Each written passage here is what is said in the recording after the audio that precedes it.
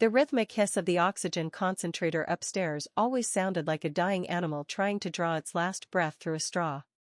For 3 months, that sound had defined the nights at Davenport Manor, a low, mechanical wheeze that vibrated through the floorboards of the sprawling estate, reminding anyone who listened that Victoria Davenport's multi-million-dollar heart was ticking on borrowed time.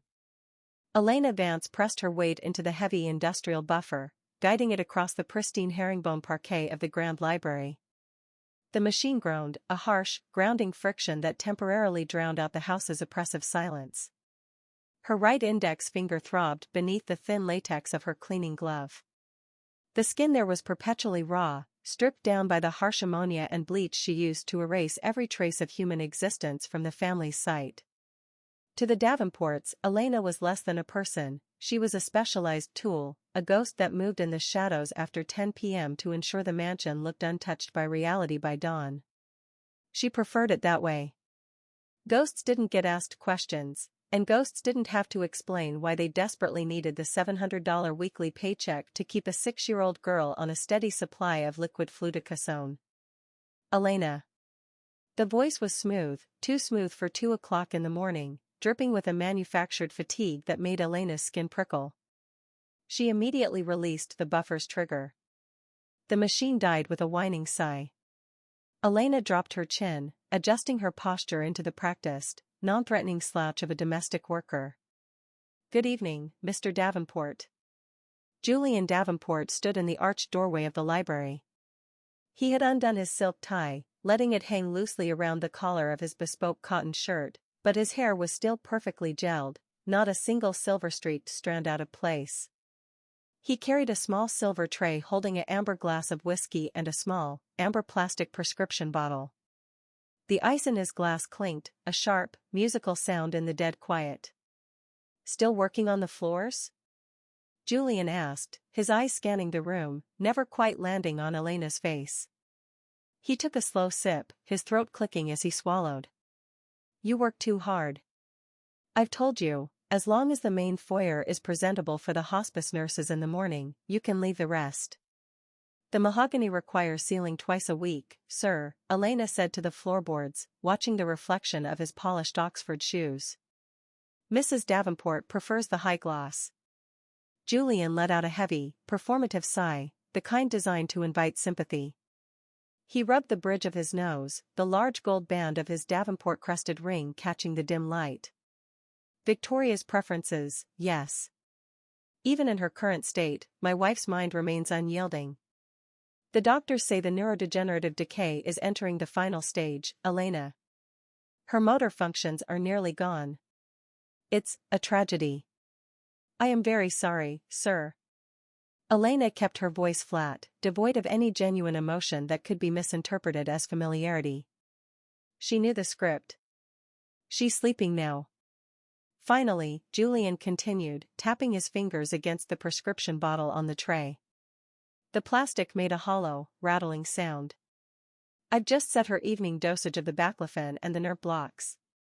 If she wakes up before my alarm at 6, she might try to ring her bell. Her hands can barely press the button, but if you hear the chime, come fetch me in the guest wing immediately. Don't go into her room. The confusion makes her agitated." "Understood, sir. I'll stay in the lower level." "Good girl." Julian smiled, a quick, empty flash of white teeth, before turning on his heel. His steps retreated down the carpeted hallway, heavy and deliberate, the sound of a man who owned the air he breathed. Elena waited until the distant click of the guest wing door signaled his departure. She let out a breath she hadn't realized she was holding, her raw finger twitching against the handle of the buffer. There was something deeply unsettling about Julian's grief. It felt like a coat he put on before entering a room and took off the moment the door closed. Over the past few weeks, she had found empty, unlabeled vial casings in the master suite's trash, not the standard hospice-issued bottles, but tiny, clear glass ampoules hidden beneath discarded tissues. She hadn't said a word. Survival in this house meant keeping your eyes on the dirt and your mouth shut. She unplugged the buffer, coiled the thick orange extension cord over her shoulder, and headed toward the service stairs. Her final task for the night was the basement corridor, a long, subterranean hallway lined with brushed steel doors that led to the wine cellar, the laundry complex, and the private home gymnasium that hadn't been used since Victoria Davenport had supposedly lost the use of her legs 14 months ago. The basement air was cooler, smelling faintly of concrete, laundry detergent, and old money. Elena pushed her cleaning cart down the corridor, the small wheels squeaking against the polished gray epoxy floor. Then, she heard it. It wasn't the mechanical wheeze of the oxygen machine from the third floor. It wasn't the house settling. It was a rhythmic, aggressive, metallic thumping. Asterisk thud. Thud. Thud. Thud, asterisk. Interspersed with the thumping was a high-pitched, electric whirring, the unmistakable sound of a heavy-duty motor running at high speed. Elena stopped the cart. Her heart gave a sudden, violent throb against her ribs. The sound was coming from the end of the hall, directly behind the soundproofed oak door of the fitness center. She stood frozen in the dim corridor, the orange extension cord cutting into her shoulder. Had a piece of equipment malfunctioned? Had Julian left a machine running? No, the cadence was wrong. The thumping had a human weight to it, a rapid, double-beat pattern that sounded like feet. Heavy, desperate feet striking a rubber belt. Elena took a step forward, her sneakers making no sound on the epoxy. The rational part of her brain, the part that kept her alive and employed, told her to turn the cart around, go back upstairs, and pretend the basement didn't exist. But the sheer impossibility of the sound pulled her forward like a tether. She reached the door. A thin sliver of harsh, white LED light cut through the gap at the bottom of the frame. The whirring was louder here, accompanied by a sharp, ragged sound that made Elena's breath catch in her throat. It was panting. Deep, guttural, athletic gasps of air being drawn into powerful lungs. Elena raised her trembling left hand, her fingers hovering over the heavy brass lever of the handle. She pushed down, slowly, millimeter by millimeter, praying the hinges had been oiled recently. The door clicked open an inch. She pressed her eye to the crack. The private gym was mirrored on 3 walls, reflecting a blinding, clinical light. In the center of the room stood a commercial-grade NordicTrack treadmill, its digital display glowing a fierce, neon blue. And on the treadmill was Victoria Davenport. The woman who, 12 hours earlier, Elena had helped Julian lift into a customized leather wheelchair. The woman whose skin was supposed to be translucent for muscle atrophy. The woman whose funeral Julian was already subtly budgeting for. She was sprinting. Victoria was wearing a black spandex sports bra and running shorts. Her long, dark hair was tied into a tight, damp ponytail that whipped violently against her shoulder blades with every stride. Her pale legs were a blur of motion, muscles corded and glistening with a thick sheen of sweat. The treadmill's digital speedometer flashed in the mirror, 8.5 mph. She wasn't just walking, she was flying, her face contorted not in pain, but in a fierce, terrifying expression of pure, concentrated rage. Her breath came in explosive, disciplined bursts, asterisk in, out asterisk, the rhythm of a seasoned marathoner. Elena's mind fractured trying to reconcile the image. The frail, trembling hand that couldn't hold a teacup earlier that afternoon was currently gripped firmly around the treadmill's safety rails, veins standing out like blue wire. Suddenly, Victoria's eyes snapped toward the mirror on the front wall. Through the double reflection, her gaze cut straight through the 1-inch crack in the doorway. She locked directly onto Elena's face. Time curdled. Victoria didn't trip. She didn't scream. Without breaking her terrifying, predatory stride, she reached out with one sweat-slicked hand and pulled the red safety key from the treadmill's console. The machine shrieked. The rubber belt groaned under the sudden, violent brake, friction smoking faintly against the rollers. Victoria absorbed the momentum with a practiced, feline grace, vaulting her feet onto the stationary side rails as the machine ground to a dead stop. The silence that followed was absolute, heavy, and lethal. Victoria stood on the rails, her chest heaving, sweat dripping from the tip of her chin onto the digital console. She didn't reach for a towel. She didn't try to hide. Slowly, she turned her body toward the door, her posture tall, imposing, and entirely unbroken by disease. "Elena," Victoria said. Her voice wasn't the raspy, broken whisper from upstairs. It was clear, resonant, and cold enough to freeze the blood in Elena's veins. "Come inside. And close the door behind you." The heavy oak door clicked shut, the sound cutting off the basement corridor like a guillotine. Elena's back pressed against the cold, painted wood, the orange extension cord still coiled over her shoulder like a heavy, nylon snake. Her breath came in shallow, ragged gasps, her eyes locked on the woman standing in the center of the fluorescent-lit gym. Victoria Davenport did not look like a woman who needed a team of hospice nurses to lift her chin. She walked toward Elena with a slow, predatory deliberate step, the damp ponytail swaying against her bare, muscular shoulders. The smell of her, heavy, metallic sweat mixed with a faint undertone of $500 lavender oil, flooded the small space. "You're trembling, Elena," Victoria said. Her voice was smooth, devoid of the gravelly, liquid rattle she used during the day. She stopped exactly 2 feet away. Up close, without the pale, chalky theater makeup she wore in the mornings, her cheeks had a sharp, fierce flush of blood. "Don't. It makes you look guilty, and ghosts aren't supposed to feel guilt." I didn't see anything, Mrs. Davenport," Elena whispered, her voice cracking as she instinctively reached for the right index finger under her latex glove, pinching the raw skin. "I was just doing the lower corridor. I didn't hear a thing." Victoria let out a short, dark laugh that didn't reach her eyes. She reached out, her long, manicured fingers gripping Elena's chin with terrifying, iron strength. She forced Elena's face up, forcing her to look into eyes that were clear, sharp, and utterly devoid of pity. "Let's skip the domestic theater, shall we?" Victoria's thumb pressed into the flesh beneath Elena's jawline. "You have a 6-year-old daughter named Lily. She's at home with your sister right now. She needs $400 worth of respiratory medication every 3 weeks, a cost your insurance doesn't cover. If you lose this job, you miss the next payment. If you miss the payment, her lungs fill with fluid." Am I close? Elena froze, the blood draining from her lips. The threat wasn't delivered with shouts, it was stated like a line item on a corporate balance sheet. "How do you?" "I know the blood types of every person who touches my furniture, Elena," Victoria whispered, releasing her grip with a dismissive flick of her wrist. She turned around, walking over to a sleek black gym bag sitting on a leather bench. "My husband thinks he's the only one playing a game in this house. Julian thinks he's a master chess player because he buys liquid paralyzer from a discredited veterinarian in New Jersey." Elena's heart skipped a beat. Liquid paralyzer, she thought of the tiny, clear glass ampoules she had found in the master suite trash. "You see," Victoria continued, unzipping the bag and pulling out a small, velvet pouch, "Julian wants my family's $40 million trust fund.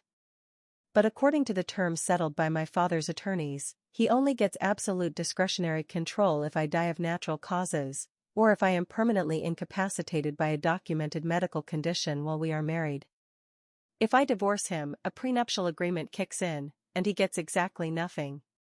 So he's making you sick," Elena breathed, the horror finally shifting from her own safety to the calculated cruelty of the master bedroom upstairs. "He thinks he is," Victoria corrected sharply. She opened the velvet pouch, revealing 2 identical amber plastic prescription bottles. "He's been microdosing my morning tea and evening broth with a compound that mimics advanced lateral sclerosis. It dampens the nervous system, slows the reflexes, creates muscle wastage. For the first 2 months, I didn't realize it. I thought I was dying. But then I found the ampoules." She turned back to Elena, her eyes burning with a cold, manic intelligence. "I didn't stop him. Do you know why?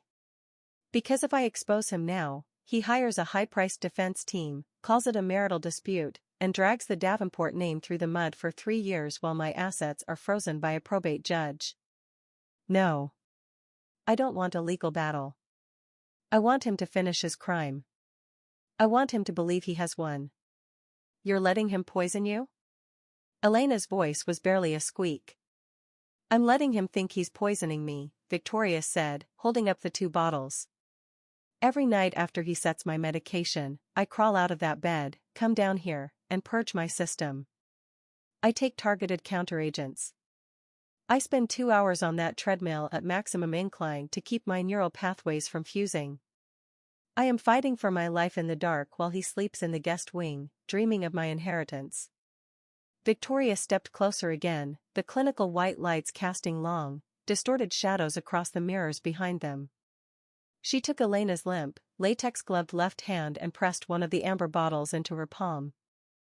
But Julian is getting impatient, Victoria said, her tone dropping into a lethal murmur.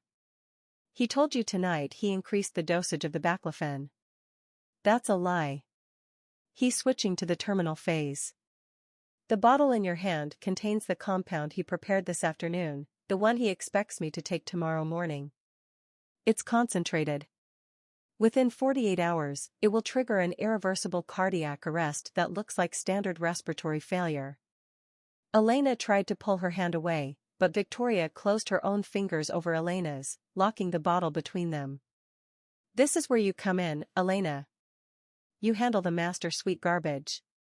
You clean the kitchen prep area at 4 a.m. after he leaves his little concoctions out. Tomorrow morning, before Julian carries the tray up, you will swap the contents of his bottle with this one. Victoria reached into her gym bag again, producing a 3rd bottle, filled with identical white capsules. This is a harmless compound of calcium and low-dose stimulants. It will give my heart the boost it needs to maintain the illusion of decay while keeping me alive. I can't, Elena stammered, tears of pure terror stinging her eyes. He'll see me. He watches the kitchen. If he catches me, he'll kill me too. If you don't, Victoria said, her voice dropping into a register that made the basement feel 10 degrees colder, I will call Julian down here right now. I will tell him that I caught you stealing my jewelry from the master safe. I will have the police at the gates by dawn. Your daughter's medication will sit on a pharmacy shelf while you spend the next 6 months in a county holding cell. Choose, Elena. Right now. Silence fell over the room, heavy and suffocating. The only sound was the low, electric hum of the idle treadmill. Elena looked down at the amber plastic in her hand. Through the translucent plastic, the white capsules rattled, a tiny, dry sound that sounded like a rattlesnake in the brush. She thought of Lily's small, pale face, the blue tint around her lips when she couldn't catch her breath in the humid summer air. She was trapped between 2 monsters. One was upstairs, smiling and offering empty sympathy while buying poison, the other was standing in front of her, sweat-slicked and radiant with malice, using a child's life as a lever. How much? Elena whispered, her head bowing, her surrender complete. Victoria's face didn't soften, but a small, victorious smirk touched the corner of her mouth. She reached into her bag one last time and pulled out a sleek, leather checkbook. With a smooth, practiced motion, she ripped a piece of paper from the ledger. The sound of the paper tearing was sharp, like a small bone snapping. She tucked the check into the front pocket of Elena's blue denim cleaning apron. $10,000. Cashable at the private branch on 5th Avenue. It's a retainer, Victoria said smoothly. There will be another 50,000 when Julian is in the ground or in a cage. You will take his poison, you will bring it to me down here every night, and you will replace it with my capsules. Do we have an understanding? Elena swallowed the lump of iron in her throat. She slowly nodded. Yes, Mrs. Davenport. Good. Now, take your cart and go back to the library. The floors still need their high gloss. Victoria turned her back on Elena, completely unafraid, and stepped back onto the side rails of the treadmill. She slid the red safety key back into the slot. The digital display flashed back to life, its neon blue light painting her face in shades of ice. Elena didn't wait for the machine to start again. She grabbed the handle of her cleaning cart, her knuckles white through the latex, and pushed the door open. As she hurried down the dark epoxy corridor of the basement, the mechanical whirring behind her started up again, rising in pitch, turning into a high, aggressive scream that seemed to follow her up the service stairs, into the dead, poisoned silence of the house above. The storm arrived at 11 o'clock, sweeping across the valley and battering the leaded glass windows of Davenport Manor with the force of thrown gravel. Upstairs, in the intimate second-floor dining alcove, the grandfather clock chimed 3/4. The air inside smelled of beeswax, roasting lamb, and the sharp, suffocating ozone of the approaching thunder. Elena stood in the shadows of the butler's pantry, her fingers gripping the edge of the marble counter so tightly her latex gloves squeaked. Through the slatted door, she watched Julian Davenport. He was standing by the mahogany sideboard, illuminated only by the flicker of 2 tall beeswax candles.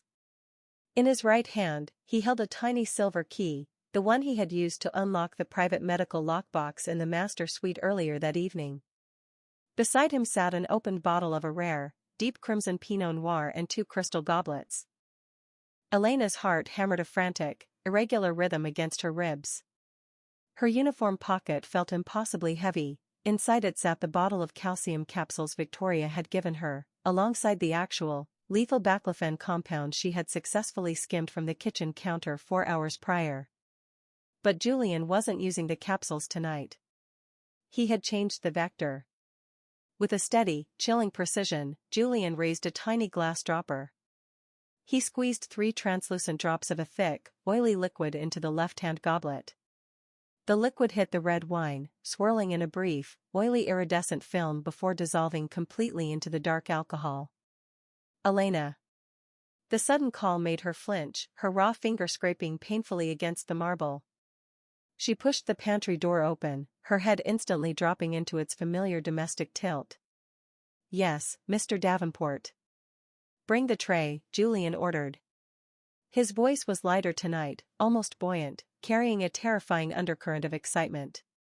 He didn't look at her, his eyes were fixed on the poisoned glass.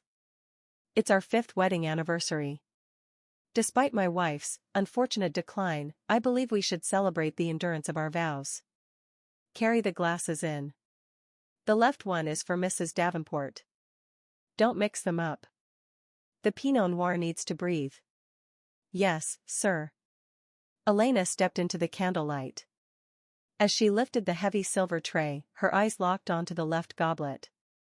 A tiny, microscopic speck of dust floated on the rim, a flaw Julian hadn't noticed in the dim light. She memorized it.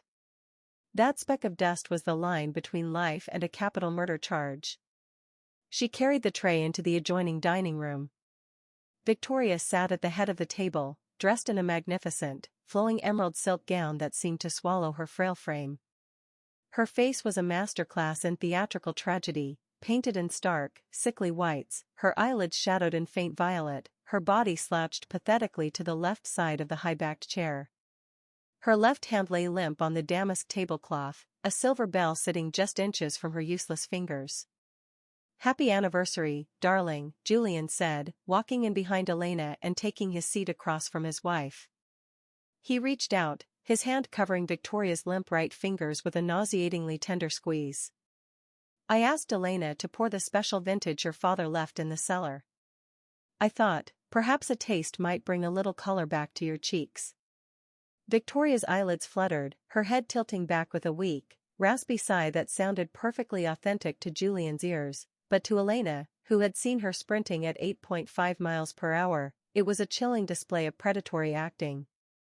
"You are too good to me, Julian," Victoria whispered, her voice cracking perfectly on the vowels. "I don't know what I would do without you." "Let me help you," Julian said smoothly, turning his head slightly toward Elena. "Elena, pour the wine. Serve my wife first." Elena stepped forward, her vision blurring for a fraction of a second from pure adrenaline. She reached for the tray. The left goblet, the one with the speck of dust on the rim, the one carrying the terminal dose of cardiac paralyzer, lay closest to her. As she lifted the glass, a massive crack of thunder exploded directly over the estate. The house shuddered. The candle flames danced violently, casting monstrous, jumping shadows against the damask walls. In that single, chaotic second of darkness and noise, Elena acted. She didn't stumble. She didn't drop the glass. With a swift, whispered friction of her palms, she rotated the silver tray a perfect 180 degrees. The movement was silent, practiced, the muscle memory of a woman who spent her life shifting objects in the dark. She set the goblet without the dust speck down in front of Victoria. She then placed the poisoned glass, the one with the microscopic speck on the rim, directly in front of Julian. "Thank you, Elena," Julian murmured, his eyes tracking the dark liquid in his wife's glass. He lifted his own goblet, entirely blind to the dust speck on his side of the table. He raised it in a toast. "To the estate, my love. And to the peace you so richly deserve." Victoria's limp hand miraculously found the strength to lift her glass. "To peace," she echoed softly. They both drank. Elena retreated into the dark corner of the room, her back against the sideboard, her hands clamped at her sides. She watched Julian swallow a deep, appreciative gulp of the Pinot Noir. He set the glass down, a small, triumphant smile spreading across his face. For 30 seconds, the only sound was the furious lashing of the rain against the glass. Then, Victoria's goblet slipped from her fingers. The crystal shattered against her silver salad plate, dark red wine erupting across the white cloth like an arterial spray. Victoria let out a choked, strangled cry, her entire body suddenly convulsing violently. Her back arched off the chair, her fingers clawing frantically at her throat as her eyes rolled back into her head. She collapsed forward, her forehead hitting the edge of the mahogany table before she slid heavily onto the hardwood floor, motionless. Julian didn't jump up to help her. He didn't scream for an ambulance. Slowly, deliberately, he leaned back in his chair. He took a napkin, casually wiped a stray drop of wine from his cuff, and let out a long, low, ecstatic laugh that turned into a jagged roar of triumph. Finally, Julian whispered, his face twisting into an expression of raw, ugly ecstasy. He stood up, looking down at his wife's crumpled body on the floor. He kicked a piece of the shattered crystal out of his way. "You arrogant, controlling bitch. $40 million, and you thought you could keep me on a leash forever? You thought I'd spend the rest of my life playing the grieving nurse while you rot?" He turned sharply to Elena, his eyes wide and manic with power. "Elena, go back to the kitchen. In exactly 10 minutes, you will hear me screaming for help. You will come up, you will see her dead, and you will tell the police exactly what the doctors already know, that her respiratory system gave out. Do you understand me? Do this, and there's a $50,000 bonus in it for you. Blame it on the disease." Elena didn't move. She didn't look afraid. She simply reached into her apron pocket, pulled out a small, silver digital voice recorder, the identical twin to the one Victoria kept hidden beneath her master mattress, and pressed the stop button. A sharp, digital beep cut through the room's silence. Julian froze, his smile faltering. What is that? What are you doing?" From the floor, the crumpled emerald silk began to move. Victoria Davenport stood up. She didn't struggle. She rose with a fluid, terrifying elegance, wiping a smear of theatrical white makeup from her cheek with the back of her hand. Her chest was rising and falling in deep, steady, powerful breaths. Her eyes were wide open, burning with a lethal, triumphant light. "She's doing her job, Julian," Victoria said. Her voice was a razor blade. Julian stumbled backward, his thighs hitting the edge of the dining table. His face turned a sickly, mottled gray. No, I saw you drink it. I put the drops in myself. You drank the whole glass." "Elena is a very efficient worker, Julian. She knows exactly which trash belongs to whom," Victoria said, stepping closer until she was looking down at her trembling husband. She reached out and tapped the rim of Julian's wine goblet, the one with the microscopic speck of dust. "You drank the poison, Julian." Elena swapped the glasses in the dark. Julian gasped, his hands flying to his throat as his breath suddenly caught. A look of sheer, unadulterated terror flooded his eyes as his heart began to labor violently against the compound now racing through his bloodstream. You trapped me. Every word of your little confession is on that digital file, Victoria whispered, leaning down until her lips almost touched his ear. The police won't find a murder, Julian.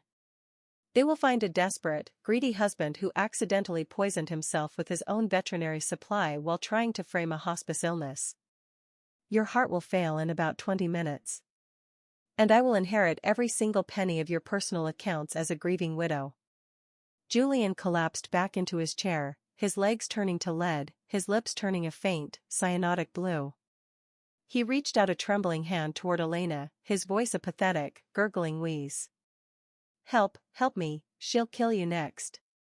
Elena stepped back further into the shadows, her hand resting firmly against the hard outline of the second poison bottle hidden in her apron, the one containing the physical evidence of Julian's months of compound, the one she had deliberately withheld from Victoria's knowledge. I'm just the maid, Mr. Davenport, Elena said softly to the dying man, her voice completely devoid of pity. I just clean up the messes you leave behind. The grandfather clock struck midnight, the deep, iron tolls echoing through the room, counting down the final, suffocating minutes of Julian Davenport's life, while the two women stood in the candlelight, watching the old order dissolve into the dark. The morning light at Davenport Manor was always thin, filtering through the massive pine trees like cold grease. By 7 a.m., the flashing red and blue lights of the county coroner's vehicle had finally stopped painting the white stone driveway. The local sheriff's deputy had filed his preliminary report, accidental poisoning due to mislabeled veterinary compounds, a tragic end for a stressed husband. Julian's body had left in a black canvas bag before the frost could melt off the lawn. In the sun-drenched conservatory on the ground floor, the air smelled of freshly brewed English breakfast tea and porcelain. Victoria Davenport sat in a wicker armchair, wrapped in a cream cashmere shawl. The ghastly theatrical makeup was gone, replaced by a delicate, natural pallor that made her look perfectly fragile for the family attorneys currently gathering in the front parlor. She didn't look sick. She looked victorious. Elena stood across the glass-topped table, wearing her civilian clothes, a worn leather jacket and faded jeans. Her cleaning cart had been left in the basement, its wheels finally silent. The police were very cooperative, Victoria said, lifting her teacup with a steady, graceful hand. The delicate china made a sharp, clinking sound as she set it back on the saucer. They found Julian's fingerprints all over the original vial in the kitchen trash. They found the digital recording he so helpfully left on my bedside table, the one where he confessed his financial greed before I supposedly lost consciousness. The case is closed, Elena. You performed your duties flawlessly. She reached into her silk robe and produced a thick, white envelope, sliding it across the glass table. It made a smooth, whispering sound. The remaining $50,000, Victoria said, her eyes narrowing into two slivers of cold green ice. Cashier's checks, untraceable, split into increments below the federal reporting threshold.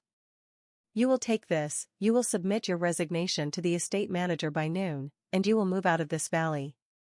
If I ever see your face within a 50-mile radius of my family's properties, the police will receive an anonymous tip regarding a domestic worker who stole $50,000 worth of Davenport jewelry. Am I clear? Elena looked down at the white envelope. She didn't touch it. Instead, she reached into her leather jacket pocket and pulled out two items, placing them gently on the glass table next to the tea service. The first was a tiny, amber glass vial, sealed with a rubber stopper, the true, untouched poison container Julian had left on the kitchen counter 2 days ago, covered in his distinct sweat and skin oil. The second was a standard black USB flash drive. Victoria's hand froze over her teacup. The victorious warmth drained from her face, leaving her features hard and geometric. What is this? That bottle contains Julian's true poison, Mrs. Davenport, Elena said, her voice dropping into the calm, measured cadence of a woman who had spent years calculating the exact cost of her daughter's life. The one you told me to swap. If the state forensic lab gets a hold of this, they will realize the poison Julian actually drank was highly concentrated, much higher than the trace drops he left on the kitchen prep counter. They will realize someone deliberately concentrated the dose into his specific glass. Victoria let out a soft, dangerous hiss. You think they will believe a maid over my attorneys? They won't have to choose, Elena said smoothly, tapping the black USB drive with her raw index finger. On that drive is a high-definition video file. It was recorded at exactly 12:14 a.m. on Monday morning. The security camera in your private basement gym is very well hidden, but it wasn't hidden from the person who waxes the light fixtures. Victoria's jaw tightened, the muscles along her neck cording like wire. The video shows you sprinting on a Nordic track treadmill at 8.5 miles per hour, Elena continued, looking directly into the eyes of the multimillionaire. You look remarkably healthy for a woman who has been suffering from terminal neurodegenerative decay for 14 months. If that video hits the insurance board and the probate court, your father's $40 million gets frozen instantly for medical fraud. And the district attorney will start asking why a woman who could sprint allowed her husband to die of a cardiac arrest right in front of her without calling 911. Silence descended on the conservatory, thick and suffocating. The only sound was the low, electric hum of the refrigerator in the distant kitchen. The power dynamic that had defined the house for months didn't just shift, it shattered into dust. Victoria leaned back in her wicker chair, her hands clamping tightly onto the armrests. You miserable, parasitic little. I have a daughter to take care of, Mrs. Davenport, Elena interrupted, her voice completely devoid of anger or fear. You taught me that survival means using whatever lever you have. You used my daughter's life to force me into a murder plot. I'm simply using your freedom to secure her future. Elena drew a small, folded piece of paper from her pocket, not a check, but a clean, typewritten ledger. She pushed it across the glass. I don't want your $50,000, Elena said. I want $500,000. Transferred to a medical trust fund in Lily's name by the end of the business day. The trust will be managed by a third-party firm in New York. If the monthly payouts ever stop, or if anything unfortunate happens to me or my child, the USB drive and the poison vial will be delivered to the state prosecutor's desk by my sister. Victoria stared at the ledger, her breathing fast and ragged, the veneer of the sophisticated aristocrat completely stripped away. She looked like a trapped animal, realizing that the cage she had built for her husband had turned into her own prison. You think you can keep me on a leash forever? Victoria whispered, repeating the exact words her husband had spoken before he died. I don't want to keep you on a leash, Elena replied, leaning forward, her face reflecting clearly in the glass table between them. I want you to live a long, beautiful, healthy life in this massive house. I want you to play the poor, tragic widow for the newspapers. But every single time you look at a treadmill, and every single time you take a sip of wine in the dark, I want you to remember the pulse of the girl who cleans your floors. Victoria looked at the USB drive, then at the ledger. Slowly, her trembling fingers reached out, picking up the typewritten paper. She didn't rip it. She folded it tightly into her palm, her head bowing in absolute, silent defeat. Get out, Victoria choked out, her voice barely audible. Elena didn't say another word. She scooped up the white envelope containing the initial $50,000, her earned retainer, and stood up. She left the true poison vial and the USB drive on the table, she didn't need them anymore. The fear she had left in that room was a stronger lock than any steel safe. She turned and walked out of the conservatory. Her boots clicked sharply against the herringbone parquet of the Grand Library, a bold, solid sound that no longer hid in the shadows. She pushed open the heavy mahogany front doors of Davenport Manor, stepping out into the crisp, blinding sunlight of the real world. As she walked down the long stone driveway toward her rusted sedan, the distant sound of the upstairs oxygen concentrator finally faded to nothing. For the first time in 3 months, Elena Vance drew a deep, unobstructed breath of clean air, her own heart beating a steady, quiet, and perfectly normal midnight pulse.